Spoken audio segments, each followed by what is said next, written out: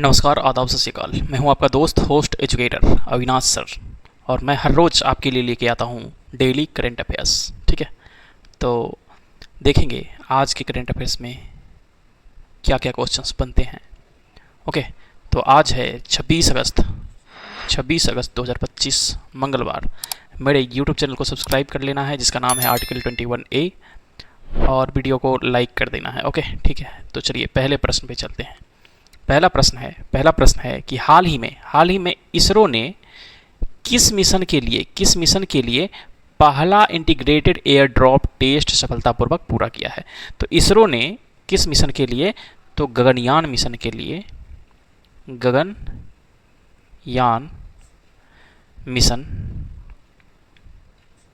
के लिए पहला इंटीग्रेटेड एयर ड्रॉप टेस्ट सफलतापूर्वक पूरा कर लिया है। ठीक है, यह परीक्षण जो है, यह टेस्ट जो है इसरो,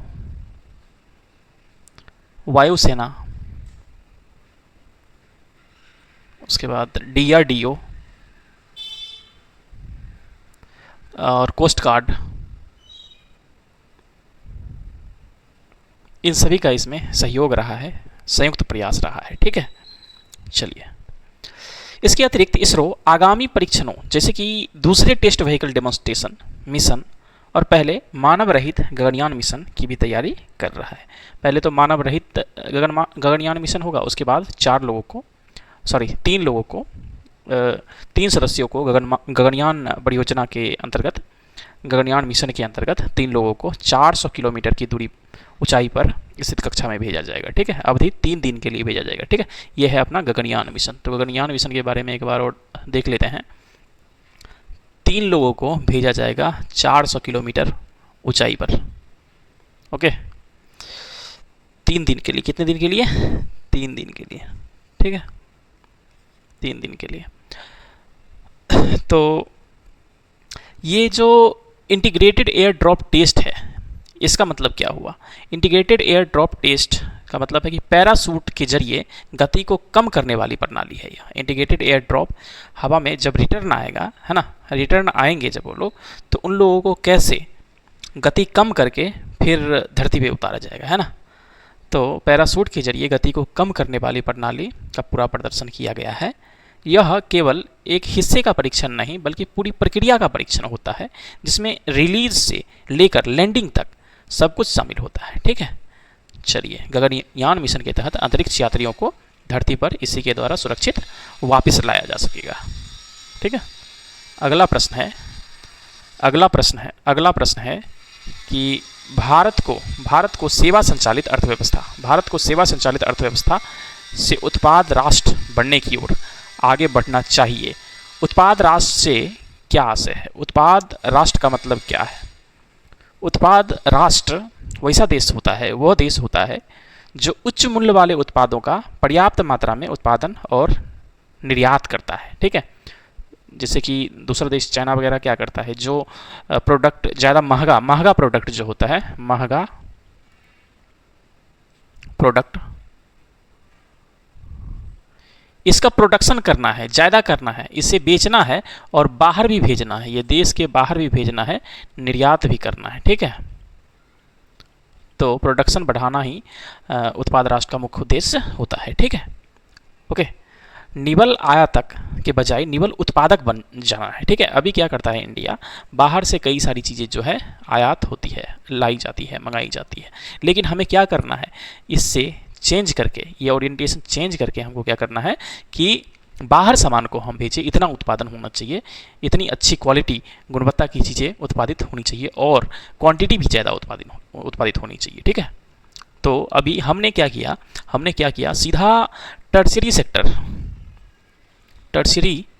सेक्टर में प्रवेश कर गया। सेकेंडरी सेक्टर में हमारा देश उस तरह से नहीं गया जिस तरह से जाना चाहिए।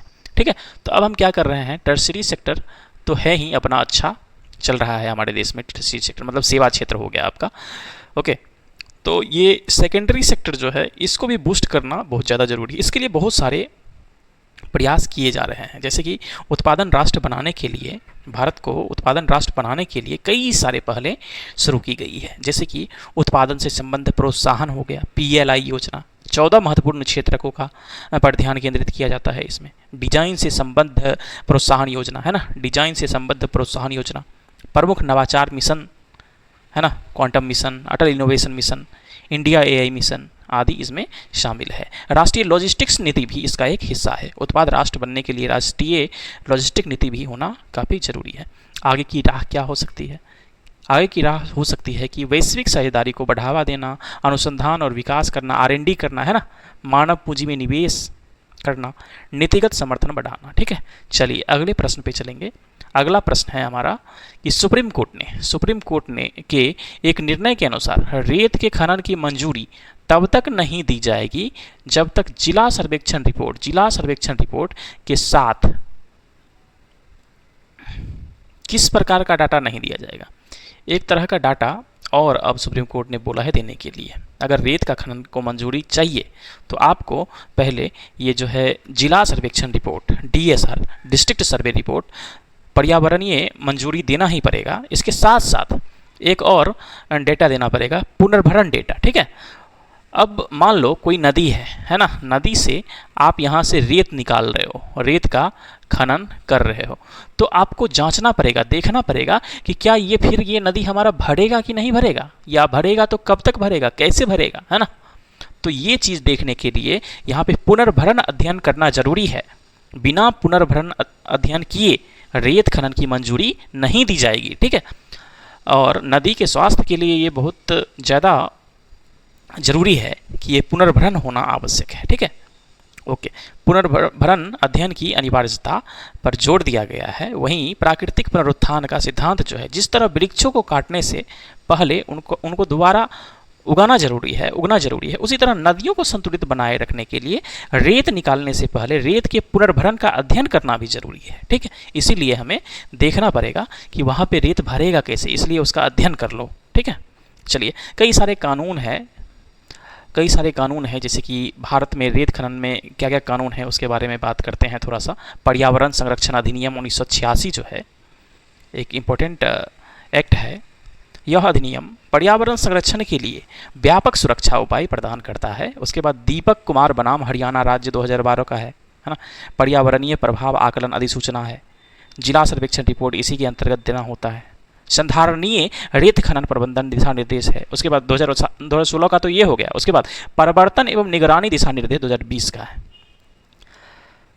ठीक है, रेत खनन का अर्थ क्या है? नदी के किनारों, भूमि या अन्य जगहों से प्राकृतिक रेत तथा इससे जुड़ी घटकों जैसे खनिज एवं पत्थर आदि का निर्माण कार्य व प्रसंस्करण के लिए निकालना वहाँ से, यही है ना रेत खनन। ये तो आपको पता ही होगा। ओके, चलिए अगले प्रश्न पे चलते हैं। अगला प्रश्न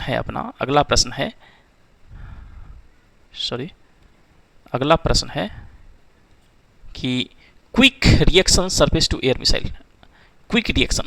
एयर मिसाइल QRSAM इसे किसके द्वारा विकसित किया गया है तथा इसकी रेंज क्या है? ठीक है, तो हमारे यहाँ ऐसी चीज़ें तो DRDO ही बनाती है ना। तो quick reaction surface to air missile जो है DRDO के द्वारा विकसित की गई है, स्वदेशी रूप से विकसित की गई है।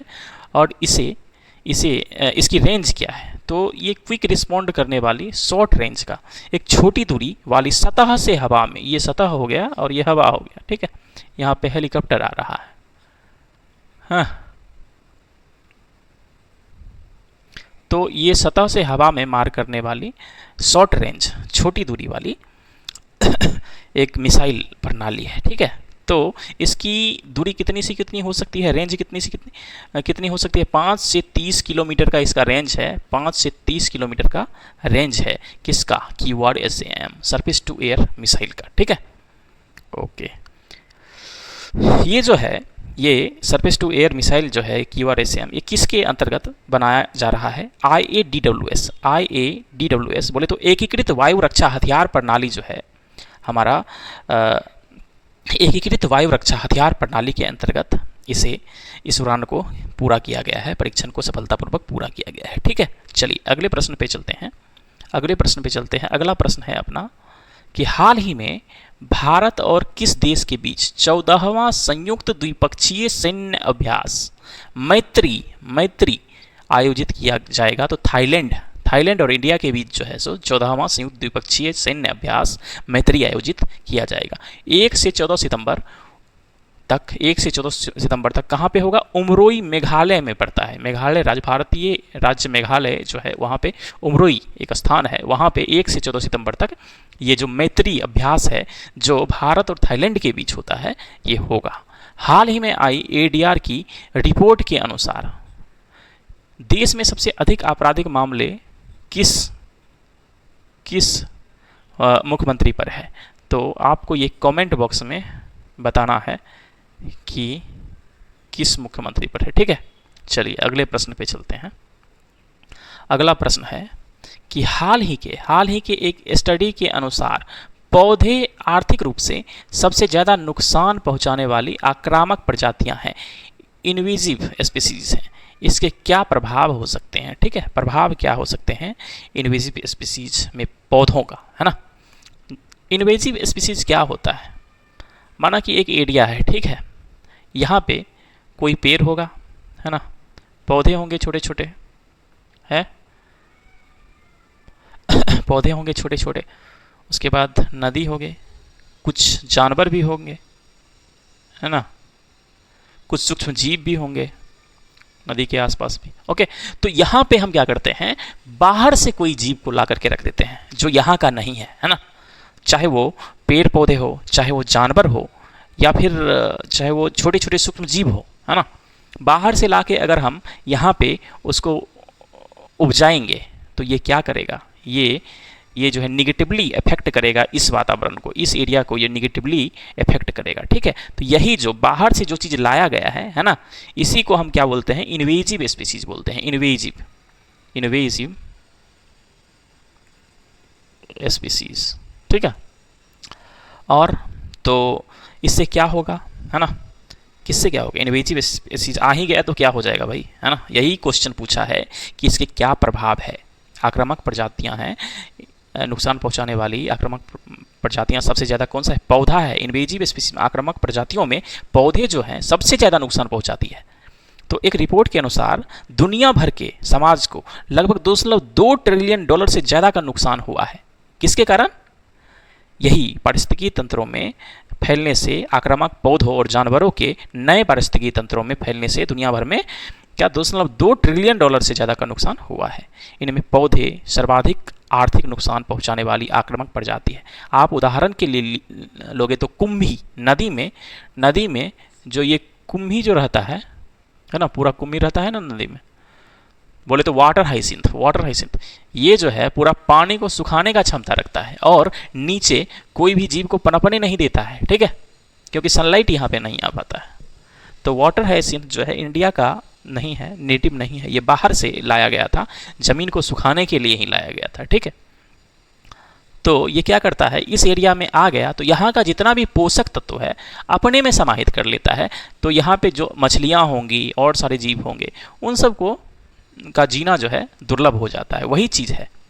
ठीक है, ऐसे पौधे, जानवर या सूक्ष्म जीव जो प्राकृतिक रूप से किसी क्षेत्र की देशज प्रजाति नहीं होती है, लेकिन एक बार नए क्षेत्र में प्रवेश के बाद तेजी से फैल जाती है और वहाँ की देशज प्रजातियों को बहुत ज़्यादा नुकसान पहुँचाती है। ठीक है, तो क्वेश्चन पे चलते हैं एक बार कि पौधे आर्थिक रूप से सबसे ज़्यादा नुकसान पहुँचाने वाली आक्रामक प्रजातियाँ हैं, इसके क्या प्रभाव हो सकते हैं। तो इसके प्रभाव जो हैं देशज प्रजातियों के लिए उपलब्ध संसाधन छीन लेती है। ये क्या करती है, देशज, यहाँ की जो प्रजाति है, बाहर से कुछ भी आया, यहाँ की प्रजातियों का जो संसाधन है, उपलब्ध संसाधन है, उसको छीन लेगी। उसके बाद पारिस्थितिकी तंत्र को नुकसान पहुँचाएगी, पारिस्थितिकी तंत्र को नुकसान पहुँचाएगी, संसाधन छीन लेगी उसका, है ना, संसाधन। उसके बाद कृषि पे भी तो इसका प्रभाव पड़ेगा ना, कृषि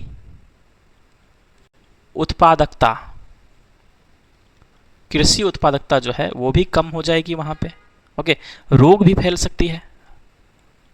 ठीक है, तो चलो अगले प्रश्न पे अब चलेंगे। अगला प्रश्न है हमारा कि हाल ही में सुप्रीम कोर्ट के निर्णय के अनुसार उपभोक्ता फोरम अपने सभी आदेशों को लागू कर सकते हैं और उन्हें दीवानी अदालत की डिक्री, ठीक है, दीवानी अदालत की डिक्री या निर्णय की तरह माना जाएगा।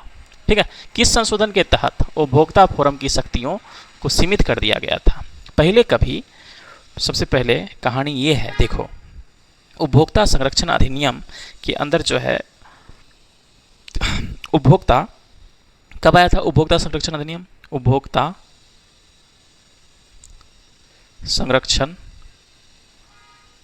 अधिनियम, ठीक है, 1986 में लाया गया था उपभोक्ता संरक्षण अधिनियम। वर्ष 2002 में क्या किया? 2002 में क्या किया कि संशोधन किया गया इसमें, है ना। अभी उस टाइम क्या संशोधन किया गया कि ये जो है, ये उपभोक्ता फोरम है, इसके अंतर्गत जो उपभोक्ता फोरम है, उपभोक्ता फोरम है, इसकी पावर को कम कर दिया गया, शक्ति को कम कर दिया गया। अभी जो है सुप्रीम कोर्ट ने इसको बढ़ा दिया है। ठीक है, 2002 के संशोधन के द्वारा पावर को कम कर दिया गया था, सीमित कर दिया गया था। ठीक है, तो इसका प्रश्न का क्या जवाब होगा? उपभोक्ता फोरम की शक्तियों को सीमित कर दिया गया। तो 2002 के संशोधन के द्वारा, ठीक है, 2002 के संशोधन के द्वारा। ओके, अगले प्रश्न पे चलेंगे। अगला प्रश्न है अपना कि हाल ही में यूरेनस ग्रह के 29वें चंद्रमा, मतलब सैटेलाइट, क्या सैटेलाइट मतलब उपग्रह, है ना, 29वें उपग्रह की खोज किस टेलीस्कोप ने किया है? तो इसका नाम है जेम्स वेब स्पेस टेलीस्कोप। ठीक है, James Webb space telescope. Okay, इसने जो है यूरेनस के 29वें ग्रह का खोज किया है। अस्थाई नाम इसका क्या है ग्रह का? अभी जो ग्रह मिला है अस्थाई नाम जो है रखा गया है, इसका नाम क्या रखा है? S/2025U1, है ना। और इसका नाम जो है आधिकारिक तौर पे अंतर्राष्ट्रीय खगोलीय संघ, अंतर्राष्ट्रीय इंटरनेशनल एस्ट्रोनॉमिकल यूनिट, ठीक है, अंतर्राष्ट्रीय खगोलीय संघ के द्वारा जो है आधिकारिक नाम दिया जाएगा, अभी नहीं दिया गया है। ओके, अस्थायी नाम इसका S/2025U1 है। ओके, चलिए, तो अब थोड़ा सा हम जो है जेम्स वेब स्पेस टेलीस्कोप के बारे में भी जान लेते हैं। ओके, जेम्स वेब स्कोप के बारे में भी, टेलीस्कोप के बारे में भी जान लेते हैं। इसे दिसंबर किस वर्ष के दिसंबर में? तो 2021 के दिसंबर में जो है नासा, ये क्या बोलते हैं, ईएसए जो है वो हो गया। यूएसए कौन, मतलब यूएसए का क्या मतलब? यूरोपीय अंतरिक्ष एजेंसी जो है अपना, है ना, यूरोपीय अंतरिक्ष एजेंसी और कनाडाई अंतरिक्ष एजेंसी सीएसए कनाडाई अंतरिक्ष एजेंसी, इन तीनों ने एक साथ मिलकर के इसको भेजा था। ठीक है, दिसंबर 2021 में। और मिशन की अवधि कितनी है? मिशन की समय 5 से 10 वर्ष के लिए भेजा गया है। इसका उद्देश्य क्या है भेजने का? यह जो है लैग्रेंज पॉइंट L2 पर भेजा गया है इसको, लैग्रेंज पॉइंट L2। और यह जो है परिक्रमा किसका लगाता है? तो सूर्य का परिक्रमा लगाता है। जेम्स वेब स्पेस टेलीस्कोप जो है सूर्य का परिक्रमा लगाता है। ठीक है, और L2 पे भेजा गया है इसको, लैग्रेंज पॉइंट 2 दूसरे लैग्रेंज पॉइंट पे सेंड किया गया है। और एक और, जैसे कि हबल जो है टेलीस्कोप, वो पृथ्वी का चक्कर लगाता है। और ये जो जेम्स वेब स्पेस टेलीस्कोप जो है ये सूर्य का चक्कर लगाता है। ठीक है, सूर्य का चक्कर कौन लगाता है? James Webb. हबल जो था वो किसका लगाता है?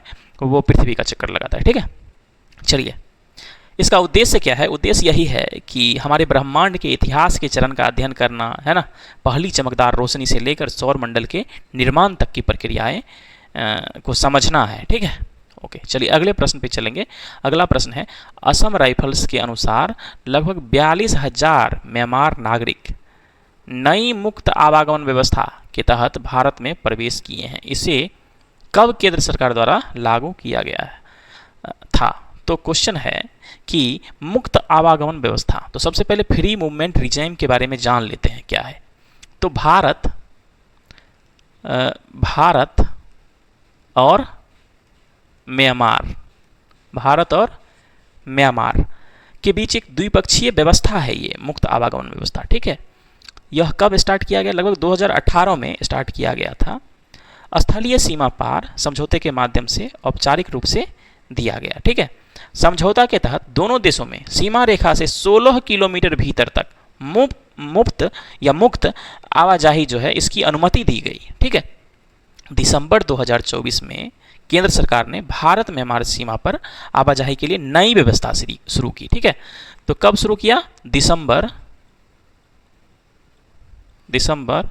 2024 में नई व्यवस्था जो है आवाजाही के लिए लागू की गई, जिसमें 10 किलोमीटर 16 किलोमीटर जो पहले 2018 में लागू किया था मुक्त आवागमन व्यवस्था के लिए, अभी चेंज करके 10 किलोमीटर कर दिया गया। 7 दिन तक रह सकता है आदमी, है ना। असम राइफल्स से उसको एक एकल प्रवेश पास लेना पड़ेगा और वापस आएगा तो वो पास फिर रिटर्न करके जाएगा वहाँ पे, ओके। चलो ठीक है, अगले प्रश्न पे चलेंगे। अब अगला प्रश्न है हमारा, हाल ही में कौन सा देश इंटरनेशनल बी कैट अलायंस में शामिल हुआ है? अभी 1-2 दिन पहले हमने इसके बारे में देखा था, IBCA के बारे में देखा था, जिसे ये क्या बोलते हैं। अभी पहले प्रश्न पे चलते हैं, प्रश्न का सही जवाब क्या होगा? हाल ही में कौन सा देश इंटरनेशनल बी कैट अलायंस में शामिल हुआ है? तो ये देश है नेपाल, ओके। नेपाल जो है अभी अभी शामिल हुआ है, ठीक है। तो कैवा देश ये बना है? 13वां। अब तक 13 सदस्य हो गए हैं, ठीक है, 13 सदस्य।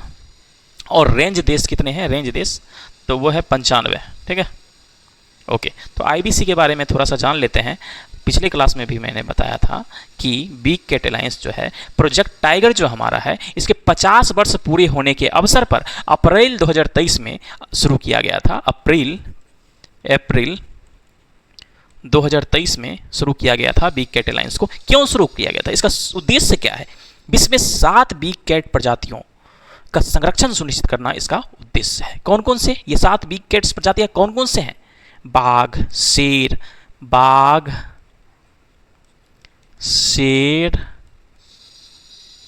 तेंदुआ,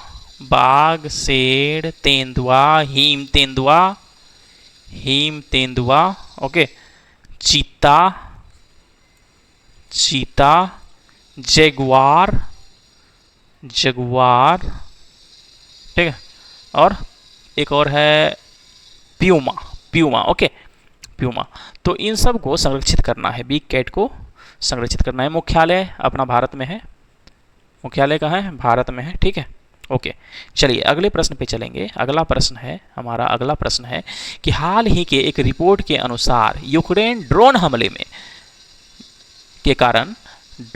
के कारण रूस के किस परमाणु ऊर्जा संयंत्र में कुछ समय के लिए आग लग गई थी? तो ये कुर्स्क है। कुर्स्क क्षेत्र कौन सा क्षेत्र? कुर्स्क क्षेत्र में है, क्या है? कुर्स्क परमाणु ऊर्जा संयंत्र। कुर्स्क परमाणु ऊर्जा है जो है ये ऊर्जा संयंत्र, ठीक है, कुर्स्क परमाणु ऊर्जा संयंत्र है, ठीक है। चलो, तो एक रिपोर्ट के अनुसार जो है यूक्रेनी ड्रोन हमले के कारण यहाँ पे आग लग गई थी, ठीक है। यह कहाँ पे है? तो ये जो आपका रसिया है इतना बड़ा, यहाँ यूराल माउंटेन है, इसके यूरोपीय भाग में यहाँ पे कहीं आपको कुर्स्क क्षेत्र मिलेगा, ठीक है। चलिए, और ये प्रसिद्ध किसके लिए है? कुर्स्क की लड़ाई 1943 में हुई थी, इसके लिए ये प्रसिद्ध है। और यह नीपर और डॉन नदी की घाटियों में स्थित है, ओके। चलो अगले प्रश्न पे चलते हैं।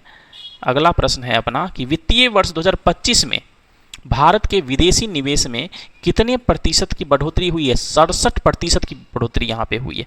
24.8 अरब डॉलर से बढ़कर 41.6 अरब डॉलर हो गया है, 67% बढ़कर, ओके।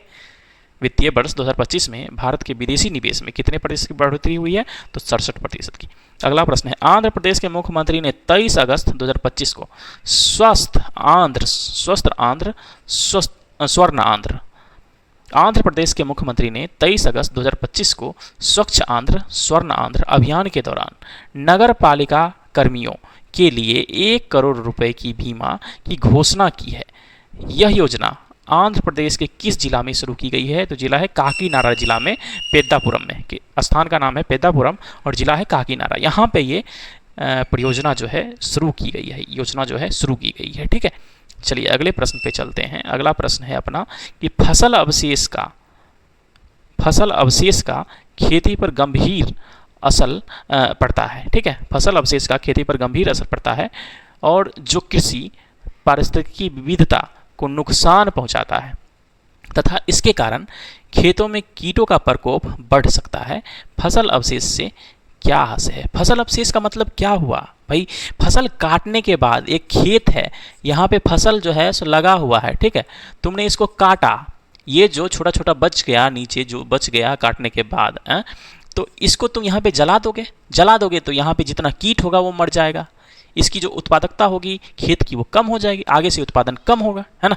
तो फसल अवशेष से क्या आशय है कि ठंडल, पराली वगैरह, पत्ते या भूसी आदि को फसल अवशेष कहते हैं। ठीक है, और ये काफ़ी प्रभाव डालता है ना, आपकी कृषि पारिस्थितिकी को नुकसान पहुंचा सकता है, तो इसका सही से यूज करना जरूरी है। कीटों क्या होगा देखो, फसल अवशेष जलाने से निकलने वाला धुआं वायु को प्रदूषित करता है और इससे कीट पतंगों व पक्षियों के प्राकृतिक कार्य बाधित हो जाते हैं। मकड़ियों, लेडीबर्ड, मेढक, केचुआ जैसी प्राकृतिक शिकारियों की संख्या में कमी आ रही है, जिससे पारिस्थितिकी तंत्र का संतुलन बिगड़ रहा है। पारिस्थितिकी तंत्र का संतुलन कैसे बिगड़ रहा है ना। तो छोटे को बड़ा खाता है, ये मालूम है। छोटा मर गया तो बड़ा कैसे चलेगा, है ना, ये सिस्टम चलेगा ही नहीं। ऐसा है, कीटों और उनका शिकार करने वाले जीवों की आबादी में कमी का पोषण स्तरों पर व्यापक प्रभाव पड़ता है और खाद्य श्रृंखला बाधित हो जाती है। ठीक है, ओके, चलिए अगले प्रश्न पे चलेंगे। अगला प्रश्न है अपना कि अगला प्रश्न है कहाँ यार, अगला प्रश्न है कि माना जाता है कि भारत में ऑपरेशन सिंदूर के दौरान AI आधारित X guard fibre optic towed decoy प्रणाली तैनात की गई थी। इसे किसने विकसित किया है? तो इजराइल का एक कंपनी है जिसका नाम है राफेल। ठीक है, ये कंपनी है, इसलिए मैं 2 बार बोल रहा हूँ राफेल, रक्षा कंपनी राफेल कहाँ का है? इजराइल का है। ओके, तो इसने जो है सो AI आधारित X guard fibre optic towed decoy प्रणाली इसको डेवलप किया है और इसे ऑपरेशन सिंदूर में जो है तैनात किया गया था। कहाँ पे तैनात किया गया था? तो विमान के ऑनबोर्ड इलेक्ट्रॉनिक वारफेयर उपकरण के साथ मिलाकर इसको संचालित किया जाता है और इससे क्या होता है, राडार जो है इसको पकड़ नहीं पाती है ना। अगर ये लगा है तो आपके जहाज को राडार नहीं पकड़ पाती है। ठीक है, फाइबर का यूज ऊपर में किया जाता है। ओके, चलिए अगले प्रश्न पे चलते हैं। अगला प्रश्न है कि हाल ही में आरबीआई ने जापान के सुमितोमो मित्सुई बैंकिंग कॉरपोरेशन को किस बैंक में अधिकतम 24.99% हिस्सेदारी अधिग्रहण करने की मंजूरी दी है? तो यस बैंक में। आरबीआई ने हाल ही में कहा है कि सुमितोमो मित्सुई बैंकिंग कॉरपोरेशन जो है SMBC जो है सो अधिकतम 24.99% इन्वेस्टमेंट जो है यहाँ पे हिस्सेदारी अधिग्रहण कर सकती है यस बैंक की। ठीक है, अगला प्रश्न है कि हाल ही में किसे भारत के प्रधानमंत्री का उप राष्ट्रीय सुरक्षा सलाहकार नियुक्त किया गया है? उप राष्ट्रीय सुरक्षा सलाहकार नियुक्त किया गया है तो अनीश दयाल सिंह को जो है सो उप राष्ट्रीय सुरक्षा सलाहकार नियुक्त किया गया है। ओके, अगले प्रश्न पे चलते हैं। अगला प्रश्न है कि हाल ही में CISF ने कहाँ पहली महिला कमांडो इकाई शुरू की है? तो मध्य प्रदेश में CISF ने अपना पहली महिला कमांडो इकाई शुरू की है। इसका जो है प्रशिक्षण कहाँ पे दिया जा रहा है? क्षेत्रीय प्रशिक्षण केंद्र बरवा, मध्य प्रदेश में ही है, ठीक है, यहाँ पे प्रशिक्षण दिया जा रहा है। अगला प्रश्न है कि हाल ही में ओपन एआई जो कंपनी है ने 2025 में किस देश में अपना पहला कार्यालय खोलने की घोषणा की है? तो भारत में, इंडिया में अपना पहला कार्यालय खोलने की घोषणा की है। अगला प्रश्न है कि हाल ही में मीराबाई चानू ने कॉमनवेल्थ चैंपियनशिप में कौन सा पदक जीता है? तो स्वर्ण पदक जीता है मीराबाई चानू ने कॉमनवेल्थ चैंपियनशिप में। कितना केजी वजन उठा के?